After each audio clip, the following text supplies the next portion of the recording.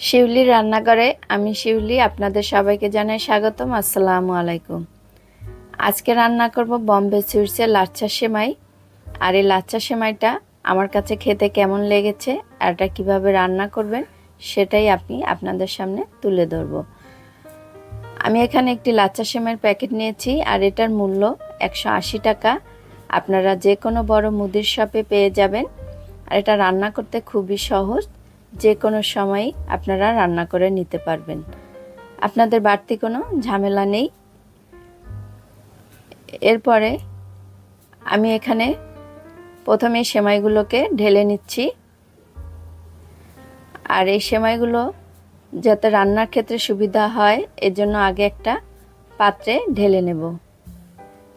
এখানে বাদাম দেওয়া আছে, কিশমিশ দেওয়া আছে ছোট দুটি প্যাকেটে।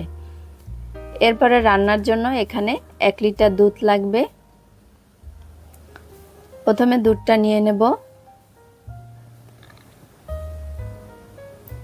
আর এই দুধটা ভালো করে জাল করে নিতে হবে। আর এখানে দিয়ে দিচ্ছি 100 গ্রাম চিনি।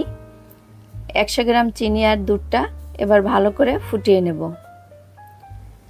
এটা এভাবে নেড়েচেড়ে ফুটিয়ে নিতে হবে। দুধটা যখন ফুটে আসছে সেই পর্যায়ে আমি এখানে 4টি এলাচ দিয়ে দিচ্ছি। এলাচটা দিয়েও 2-4 মিনিট নেড়েচেড়ে জাল করে নেব। এরপরে আমি দিয়ে দিচ্ছি সেমাইটা দিয়ে আমি 4-5 মিনিট রান্না করব। আর এই সেমাইটা খেতে আমার কাছে ভালো লেগেছে তাই আমিও আপনাদের সাথে শেয়ার করলাম। আপনারা এটার জন্য কোনো ঝামেলা নেই, যে কোনো সময়ে এভাবে ঝটপট রান্না করে নিতে পারবেন। এখানে এক্সট্রা কোনো কিছু দেওয়ারও প্রয়োজন নেই, চাইলে আপনারা এর ভিতরে কিছু দিয়েও সাজিয়ে নিতে পারেন।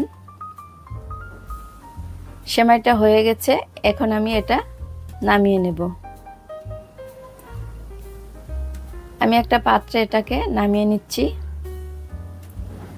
এরপরে এখানে যে কাঠবাদাম কিশমিশ ছিল এগুলো দিয়েই আমি এটা সাজিয়ে নেব। আর এখানে যদি এক্সট্রা কোনো কিছু কেউ ব্যবহার করতে চান তাহলে করতে পারেন, আর না দিলেও কোনো অসুবিধা নেই।